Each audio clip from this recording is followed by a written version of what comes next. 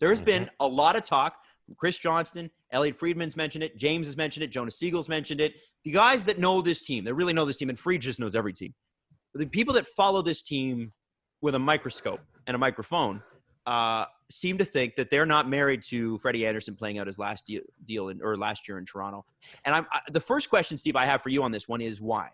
Why would the Leafs, Freddie's brought them to the playoffs 4 years in a row, why would the Leafs look at him other than his contract and say, we're not convinced?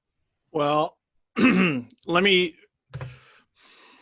at first say, for everyone who's like, oh, the media and just drumming up names, no, this is a thing. With Frederik Andersen, I do believe it's been looked at. Now, what have we talked about for a long time? The guy he's got 1 year left. He's going to be on the wrong side of 30. They're not going to be able to afford him.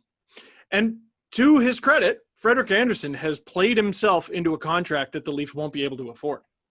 You know, we talked about his history in elimination games and game sevens, and I would chalk a lot of that up to his team in front of him.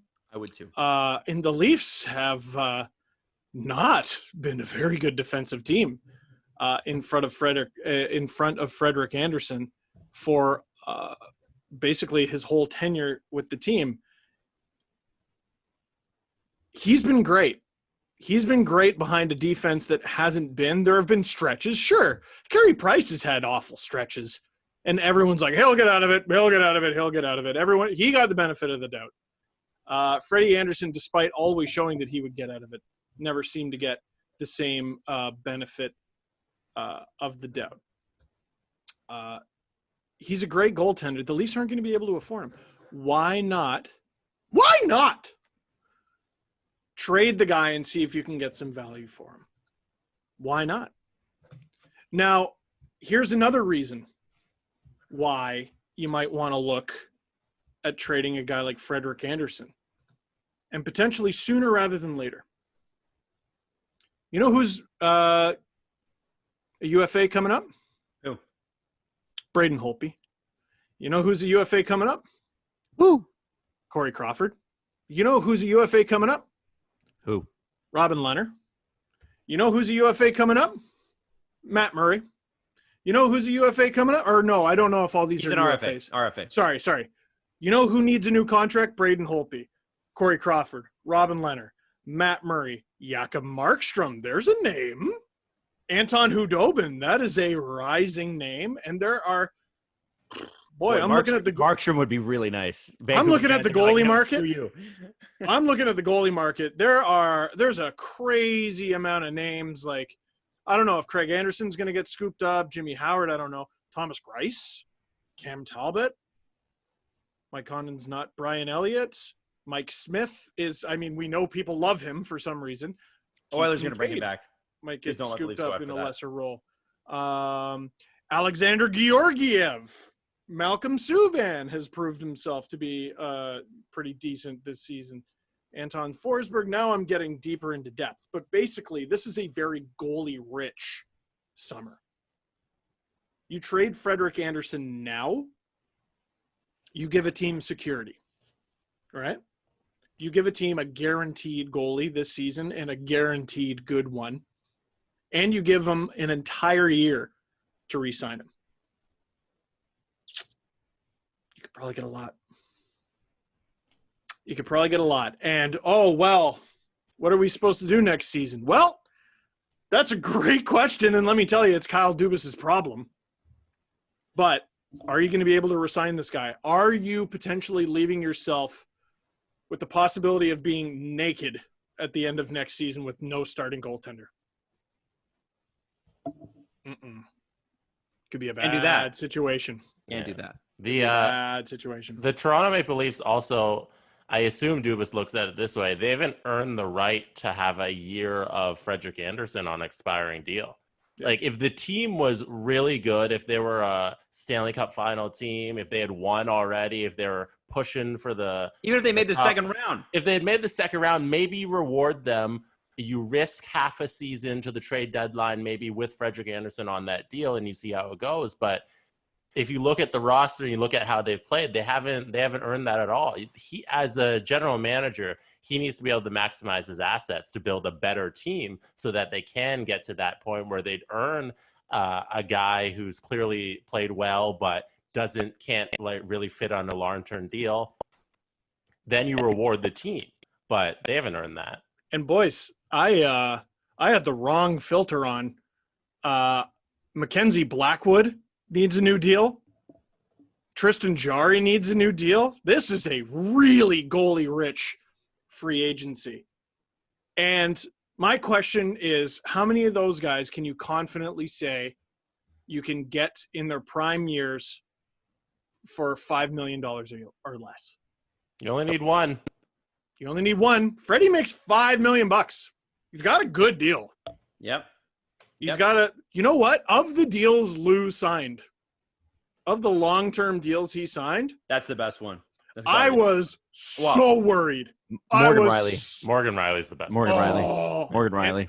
And Nas, they fucked Nas that was up. good. Anyway, but man, it's a goalie-rich market. If you can give Freddie to a team, and then maybe that team can then go out and make some more deals. There's more incentive there. There's a reason the trade deadline is getting more and more boring every year, and it's not just the salary cap. It's Mostly, though. mostly. It's not just the salary cap. It's people want security. People want the opportunity to, now that I've figured out this chess piece, now I can do this and that and that and that. I wonder, and I'm just floating this one to you guys. Would you give Pittsburgh their first rounder back in exchange for the rights to Matt Murray? Because I think anytime you have the opportunity to add a two-time Stanley Cup goaltender who's 26, you might want to take a swing at that. I don't know. And he has not played well lately, meaning that he can't be – maybe it's a short-term deal, but maybe that's all you need. I think Penguins fans laugh and laugh and laugh at that deal. It's, I was thinking it could be – I wouldn't be shocked to see a draft floor deal this year, not necessarily for the Leafs, but for other teams, even though I guess there won't be a draft floor. But you know what I mean? Because it's not every year that there's supposed to be a goalie in the first round. And not just like sometimes goalies find their way to 25-ish, the late rounds. Askarov, that guy's going to screw up this whole draft. It depends what you want, because there's some really good players available. But if you want a goalie, everyone seems to think that's who Carolina is going to take with the Leafs pick that they got there, the 13th. And is he that good? But what if it's 15 and he falls to the Leafs? Would you rather have Matt Murray or that guy? I don't know. What would I rather have? Boy, Matt Murray's – it's a terrifying deal. It's a terrifying deal because that guy has been very not good. I think somebody bets on 26-year-old Matt Murray for long term. I don't see how he goes to the Leaf for anything. It goes to any team for anything under 6 years, Well, and you know 26. Who's had success? You know who's had success with Matt Murray? Kyle Dubas. Right. Were they Sault Ste. Marie? Mm-hmm. Yeah. Sault Ste. Marie. That's I wonder when we saw this deal, everyone was like, "Oh, it's Jared McCann for sure," because it's Sault Ste. Marie guy. Yeah. Now, with that, if Markstrom does hit the open market, and by the way, I would just be shocked. I would be shocked. That's a guy. Nuts. They'd be crazy. Yeah, they'd be nuts. But if he did, that's going to be a big contract. The way he's played.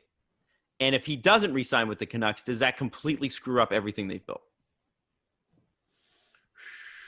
See, they might have to – teams are going to have to make harder decisions than they've ever had to make because of the climate that we're in. And we're seeing a team like Pittsburgh pulling the chute that many months early going, we're not going to be a cap team. If you're the Vancouver Canucks ownership and you're like, guys, you've been talking about how good Demko and DiPietro are. for all this time, they're going to cost me less than $2 million combined. Markstrom's going to cost me like $8 million. Sorry, what? I thought these guys were good. You know what I mean? That it's having those prospects in the wings and giving a long-term contract to Jakob Markstrom is going to be an extraordinarily tough sell.